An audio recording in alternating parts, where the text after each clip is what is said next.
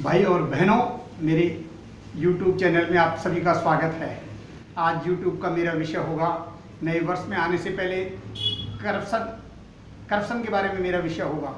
आज 9 दिसंबर को हमने एंटी करप्शन दिवस मनाया था। राजस्थान सरकार द्वारा एंटी करप्शन दिवस मनाया गया था। इसमें एंटी करप्शन विभाग ACB द्वारा जोर शोर से दावे किए गए थे।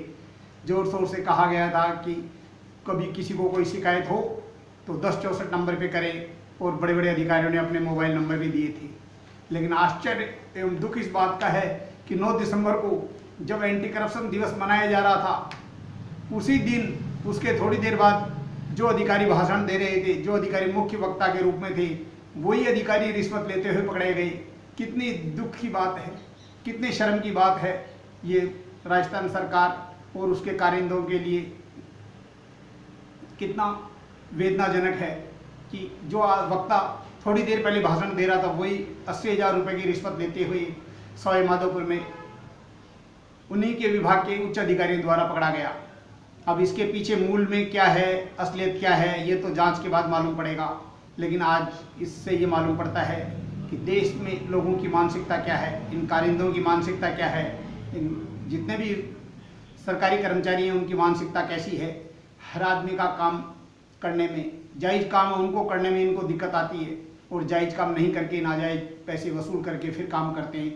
इसी प्रकार 9 दिसंबर को ही 12 जिला कलेक्टर इंद्र सिंह राव के PA महावीर नागर को भी 1,40,000 रुपये की रिश्वत लेते पकड़ा गया। आखिर ये सब हो क्या रहा है? उच्च पदों पर आसीन व्यक्ति, आसीन पदाधिकारी और उसके कर्मचारी एक तरफ तो ये भाषण देते हुए कहते हैं कि कोई रिश्वत नहीं ले, हम रिश्वत के विरोधी हैं, बड़े बड़े पदों पे बैठ रहे हैं ये, और बैठे बैठे ये नेक और जायज़ काम करने की दुहाई देते हैं, और पर्दे के पीछे ये रिश्वत लेते पकड़े जाते हैं।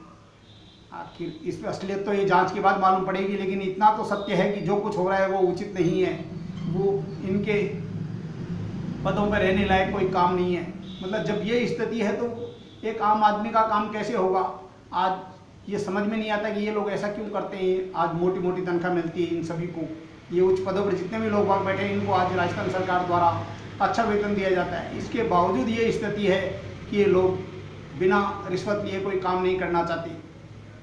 मतलब इनकी आत्मा इनको धिक्कारती भी नहीं है, मतलब इनका जमीर इनको कचोटता नहीं है कि ये नाजायज रूप से पैसा इकट्ठा करते हैं। आखिर आज ये चर्चा करेंगे, आखिर ये करते क्यों हैं, इस सब के पीछे मूल में क्या है।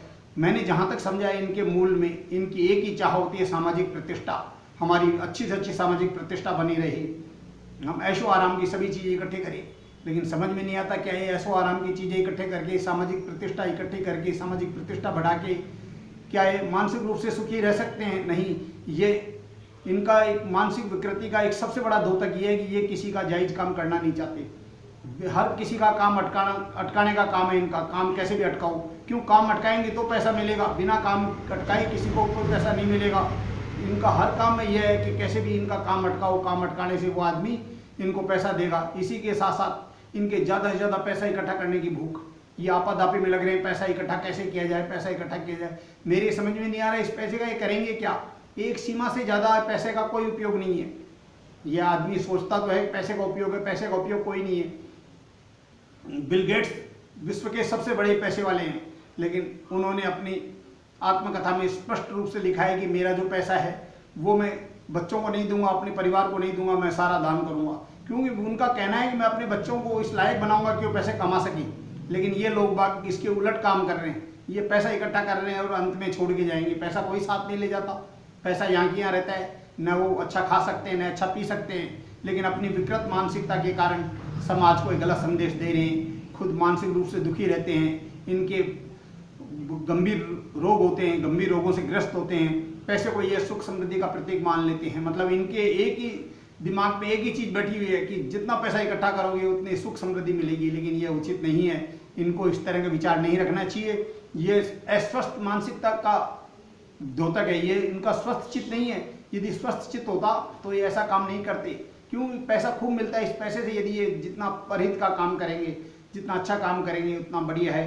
तो मेरा एक ही सभी लोगों से इस आज के वीडियो के माध्यम से एक ही संदेश देना है कि आप जहाँ भी जिस भी पद पे बैठे हैं, किसी भी पद पे बैठे हैं, आप जितना कर सकते हो किसी की भलाई के लिए काम करो। केवल मात्र पैसे के पीछे मत भागो। तो क्यों, पैसा एक सीमा से ज़्यादा जो पैसा है वो बेकार रहेगा, वो पैसा कोई काम नहीं आता। मैंने ऐसे ऐसे लोग बाग देखे हैं जिन्होंने करोड़ों रुपए का मकान बनाया, लेकिन वो किसी विपत्ति के कारण वो मकान अनायास टूट गया। बड़े बड़े पैसे वाले हैं, वो अनायास चले गए संसार से और सारा पैसा रह गया, उनके खुद के काम नहीं आया, उनके परिजनों के काम नहीं आया, किसी छापे में वो सारा पैसा चले गया, वो रह गया। गरीब की झोंपड़ी में आग लगना और पैसे वाले की छापा पड़ना, ये एक ईश्वरीय प्रदत्त प्रकोप की निशानी है। इसलिए आप किसी का जी मत दुखाओ, ये ध्यान रखो, किसी का जी नहीं दुखे। यदि जी दुखेगा किसी का तो आपको आज नहीं तो कल उसका दंड मिलना है। इसलिए जहाँ तक दोस्तों मेरा एक ही कहना है कि आप सभी लोग जहाँ भी बैठे हो अच्छा काम करो, नेक भलाई का काम करो, जिससे आपका तन मन प्रसन्न रहेगा, आप स्वयं स्वस्थ रहेंगे, आपकी जो बीमारियां हैं वो अपने आप दूर होंगी। क्योंकि सबसे बड़ी बात है, आप मन से प्रसन्न रहेंगे तो सब काम सही होंगे। और मन में आप ये उल्टा सोचेंगे कैसे किसका काम अटकाएं, कैसे पैसा इकट्ठा करें, कैसे मैं ये उसका ये काम रोक के ये करूँगा वो करूँगा, ये सब बेकार की मिथ्या धारणा है। इस सभी को दूर करके आप अधिक से अधिक अच्छा काम करें, सही निर्णय लें, सही काम करें, सही समय पे करें, अपना मानसिक रूप से समर्पित भावना से काम करें, अपने प्रतिभा का पूरा उपयोग इन अच्छे कामों में लगाएं, अपने जीवन का पूर्ण प्रयास ये करें कि अच्छा से अच्छा काम हो। इसलिए अपनी अच्छाई को परहित के लिए लगाएं, मेरा एक ही निवेदन है। इसी के साथ सभी को यदि मेरा वीडियो पसंद आया हो सब्सक्राइब करें, लाइक करें और मेरी हौसला अफजाई करें। इसी के साथ धन्यवाद। जय।